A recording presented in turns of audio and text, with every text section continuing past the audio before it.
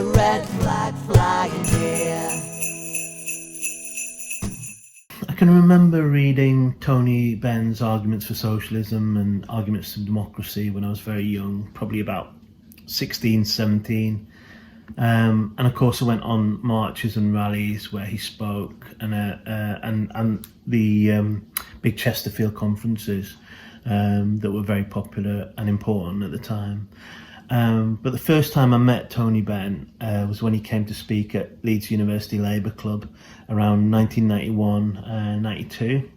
I was chair of the Labour Club at the time, so I got to take him for a cup of tea in the refectory at the end. And I was sitting there having a cuppa, feeling a bit spaced out, sitting there with the great Tony Benn. And I can remember all he wanted to talk about was Dennis Skinner and how fantastic he was. And then he suddenly remembered that he had a train to catch in a hurry. So I ended up giving him a lift down to Leeds train station in my little old Panda.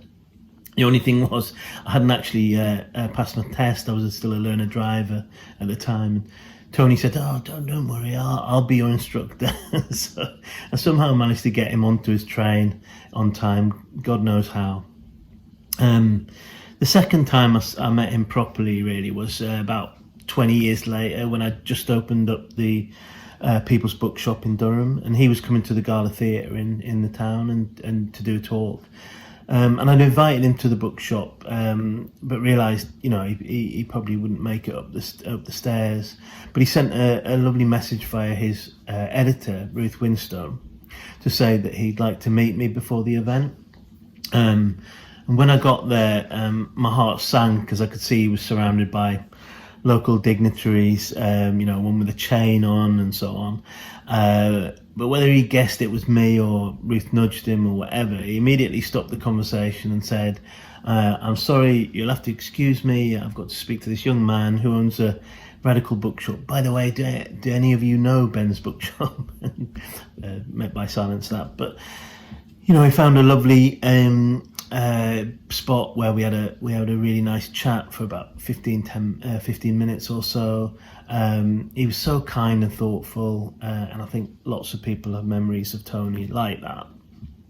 But I just want to say one thing really about Tony's socialism.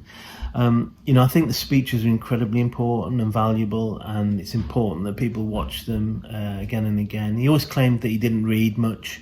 I'm not sure about that, to be honest, but I do think that his legacy owes a lot to the oral tradition, and he was definitely at his best when he was telling a story, which he does in many of his speeches, and they really are, incredibly well crafted, beautifully crafted. The one that everyone should watch at least once a day, in my opinion, but certainly whenever you feel down.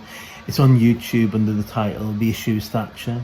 It was given in 1990 on the day that Thatcher announced her resignation, especially the section on when he's talking about the socialist train.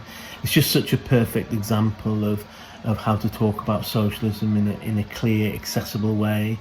It being deeply kind of ingrained in people rather than the selfish individualism of Thatcherism. Socialism is a moral philosophy in a way, and it's just so brilliantly done. You have to watch that. I was thinking about it the other day actually, when my good friend Laura Pidcock did a series of social media posts about socialism. Socialism is love, socialism is security, and so on.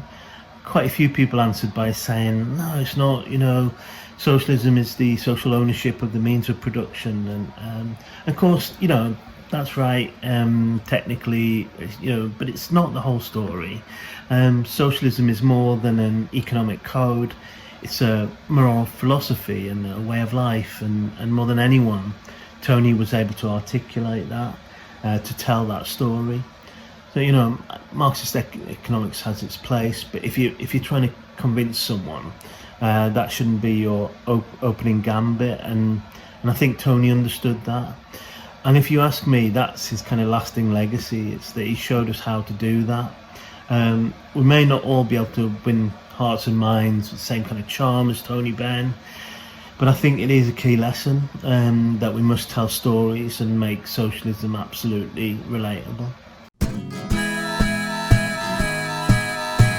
the red flag flying here.